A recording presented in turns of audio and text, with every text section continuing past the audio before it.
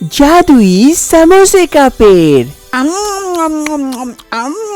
बड़ा मजा आ रहा है समोसा खाने में। बड़े दिनों के बाद खा रहा हूँ। राजू राजू, तू समोसा खा रहा है?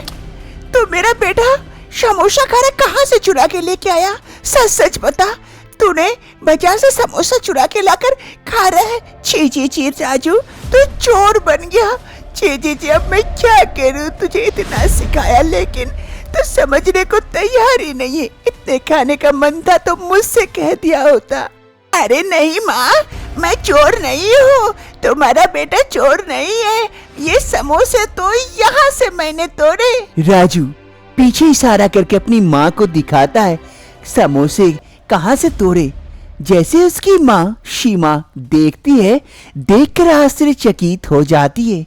वहाँ एक बड़ा सा पेड़ लगा हुआ था जहाँ पेड़ पर समोसे लगे हुए थे। अरे ये क्या देख रही हूँ मैं? समोसे, वो भी पेड़ में। पहली बार देख रही हूँ, ये कैसा चमत्कार है। अरे ये समोसे के पेड़ कैसे कैसे आया ये समोसे? शीमा को तो समझ में नहीं आता है कि ये समोसे के पेड़ रातों रात कैसे आ गए और पेड़ में समोसे कैसे लगे। जानने के लिए कुछ समय पहले चलते हैं। कुछ समय पहले की बात है। एक छोटे से मिट्टी के घर में शीमा और उसका बेटा राजू रहा करते थे। दोनों काफी गरीब थे। राजू बैठे खाने का इंतजार कर रहा था। तभी शीमा खाना बनाकर उसे देती है। अरे माँ, बड़ी भूख लगी है, खाना दो जल्दी से। अरे हाँ बेटा, हो गया, ये ले खाना खा ले। ये क्या माँ, हर रोज सिर्फ यही सब्जी बनती है और चावल दे देती हो। मुझे अच्छा नहीं लगता है, मुझे भी कुछ अच्छा खाना है। हमेशा यही खाते आ रहा हूँ, मैं भी तंग आ चुका हूँ ये खाना खा खा के। अगर कल से यही खाना बनाई तो मैं नहीं खाऊंगा, भूखे रह जाऊंगा, लेकिन ये खाना नहीं खाऊंगा। मुझे कुछ अच्छा खाना है। अरे बेटा, अच्छे खाने के लिए पैसे भी चाहिए। पैसे होंगे तब तो कुछ अच्छा सा खरीद पाऊंगी। अच्छा, कोशिश करती हूँ कल कुछ अगर काम मिल जाए तो उससे पैसे लेकर तुझे एक अच्छा खाना खिलाऊंगी। ठीक है ना? अब खा ले। ठीक है माँ, आज खा लेता हूँ, कल लेकिन अच्छा खाऊंगा। फिर राजू चुपचाप वो खाना खाने लगता है और इधर उसकी माँ सीमा थोड़ा परेशान हो जाती है और मन ही मन सोचने लगती है। अरे अब मैं इसे कल कहाँ से अच्छा खाना खिलाऊं? कोई काम नहीं है, पैसे नहीं है। थोड़े से पैसे मिलते उससे ये चावल बन पाता है। कहाँ से लाऊं? हे ऊपर वाले, तू ही कोई मदद कर दे इस गरीब की, ताकि मैं अपने बच्चे को कुछ अच्छा खिला पाऊं कल। दूसरे रोज शीमा और उसका बेटा राजू दोनों काम के लिए जा रहा होता है। शीमा जंगल में जाकर लकड़ियाँ चुनकर लेके आती है और उसी को दुकान देकर कुछ पैसे मिल जाते हैं। यही काम करती है। वो धीरे धीरे वो दोनों आगे बढ़ रहे थे। गांव के बीचों बीच एक समोसे वाला समोसा बेच रहा होता है और गांव वाले बड़े ही मजे से समोसे खाकर लुत्फ उठा रहे थे। राजू को ये नजर आता है समोसा, उसे काफी लालच आ जाती है। मम्मी मम्मी, समोसा, समोसा खाना है मम्मी, समोसा दिलाओ ना मम्मी। मम्मी बेटा राजू, अभी तो हम काम पे जा रहे हैं, अभी पैसे कहाँ से आएंगे? आते वक्त तुझे दिलाऊंगी, अभी चल यहाँ से। नहीं मम्मी, मुझे समोसा खाना है, मुझे समोसा खाना है मम्मी, मुझे दिलाओ ना मम्मी, समोसा दिलाओ ना मम्मी, प्लीज मम्मी दिलाओ ना, मुझे समोसा खाना है। ठीक है, रुक, मैं देखती हूँ।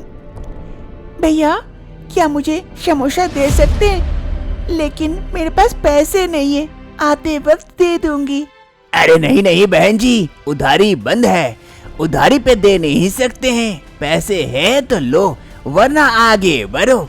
शीमा को उस समोसे वाले दुकानदार की बातें काफी बुरी लगती है। शीमा कुछ नहीं कहती है, राजू को जबरदस्ती खींचकर वहाँ से लेकर चली जाती है। शीमा और राजू दोनों जंगल आ जाते हैं। दोनों लकड़ियाँ चुनने लगते हैं, सूखे सूखे लकड़ियाँ। राजू काफी उदास था क्योंकि आज उसकी माँ ने उसे समोसा जो नहीं दिलाई थी।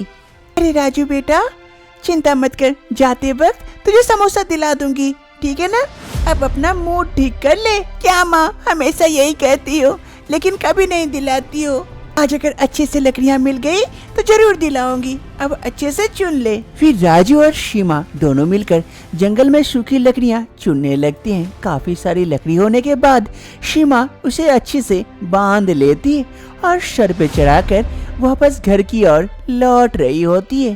तभी जाते जाते सामने उसे एक साधु बाबा नजर आते हैं। अरे देखो साधु बाबा, चलो प्रणाम करो। प्रणाम बाबा। अरे खुश रहो बच्चा, खुश रहो। क्या चाहिए तुम्हें? किस लिए रो रहे हो? मुझे समोसा चाहिए था, माँ ने मुझे नहीं दिलाया, लेकिन शायद अभी दिलाएगी बोली है। अच्छा, बच्चे को समोसा चाहिए। अरे माँ, क्यों नहीं दिलाई बच्चे को समोसा? इतना अगर मन है उसे खाने का तो। अरे बाबा, कहाँ से दिलाती? जितने पैसे मिलते हैं ये लकड़ियाँ बेचकर, उससे तो घर का चावल ही हो पाता है। चिंता मत कर बेटी, आज से तेरा बेटा हर रोज समोसा खाएगा। लेकिन बाबा, ये कैसे संभव है?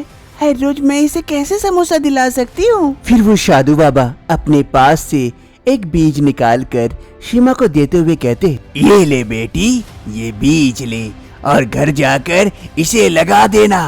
देखना तेरी हर समस्या का समाधान हो जाएगा और बच्चे को समोसा मिल जाएगा। क्या? ये क्या चीज का बीज है बाबा? तू जा लगा देना, फिर तुझे पता चल जाएगा। सीमा उस बाबा को कुछ नहीं कहती है, प्रणाम करके वहाँ से आगे बढ़ जाती है। आलोक निरंजन, सबका भला हो।